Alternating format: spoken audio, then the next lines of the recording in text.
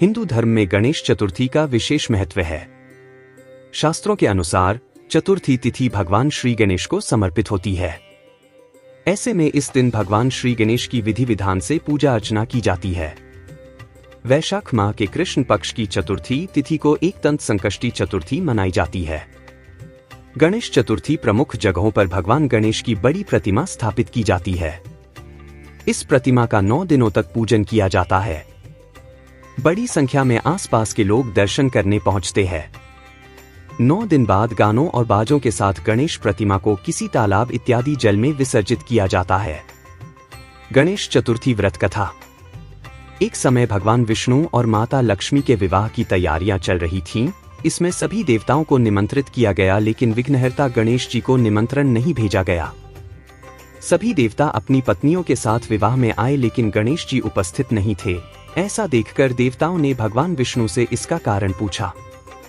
उन्होंने कहा कि भगवान शिव और पार्वती को निमंत्रण भेजा है। गणेश अपने माता पिता के साथ आना चाहें तो आ सकते हैं। हालांकि उनको 1.25 मन मूंग, 1.25 मन चावल, 1.25 मन घी और 1.25 मन लड्डू का भोजन दिन भर में चाहिए। यदि वे नहीं आए तो अच्छा है। दूसरे के घर जाकर इतना सारा खाना पीना अच्छा भी नहीं लगता। इस दौरान किसी देवता ने कहा कि गणेश जी अगर आएं तो उनको घर के देखरेख की जिम्मेदारी दी जा सकती है। उनसे कहा जा सकता है कि आप चूहे पर धीरे धीरे जाएंगे तो बाराज आगे चली जाएगी और आप पीछे रह जाएंगे। ऐसे में आप घर की देखरेख करें। योजना के अनुसार विष्णु जी के निमंत्रण पर गणेश जी वहां उपस्थित हो गए। उनको घर के देखरेख की जिम्मेदारी दे दी गई। बारात घर से निकल गई और गणेश जी दरवाजे पर ही बैठे थे।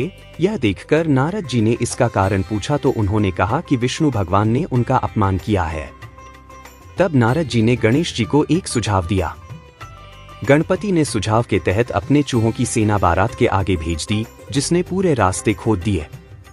इसके फलस्वरूप देवताओं के रथों के पहिए रास्तों में ही फंस गए। बारात आगे नहीं जा पा रही थी। किसी के समझ में कुछ भी नहीं आ रहा था कि क्या किया जाए। तब नारद जी ने गणेश जी को बुलाने का उपाय दिया ताकि देवताओं के विघ्न दूर हो जाएं। भगवान शिव के आदेश पर नंदी गजानन को लेकर आए। देवताओं ने गणेश जी का पूजन किया। तब जाकर रथ के पहिए गड्ढों से निकल तो गए, लेकिन कई पहिए टूट गए थे। उस समय पास में ही एक लोहार काम कर रहा था। उसे बुलाया गया। उसने अपना काम शुरू करने से पहले गणेश जी का मन ही मन स्मरण किया और देखते ही देखते सभी रथों के पहियों को ठीक कर दिया।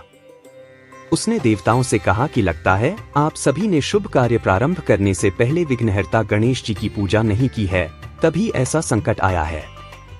आप सब गणेश जी का ध्यान कर आगे जाएं, आपके सारे काम हो जाएंगे।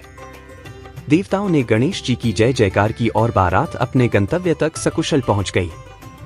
भगवान विष्णु और माता लक्ष्मी का विवाह संपन्न हो गया। गणेश महोत्सव आरंभ मंगलवार 19 सितंबर अनंत चतुर्दशी। गणेश महोत्सव समापन गुरुवार 28 सितंबर 2023। चतुर्थी व्रत पूजा विधि। भगवान गणेश को पुष्प, सिंदूर, जनेऊ और दूर्वा घास चढ़ाए। इसके बाद गणपति को मोदक लड्डू चढ़ाएं। मंत्रोच्चार से उनका पूजन करें। गणेश जी की कथा पढ़े या सुने। गणेश चालीसा का पाठ करें और अंत में आरती करें। भगवान की पूजा करें और लाल वस्त्र चौकी पर बिछाकर स्थान दें।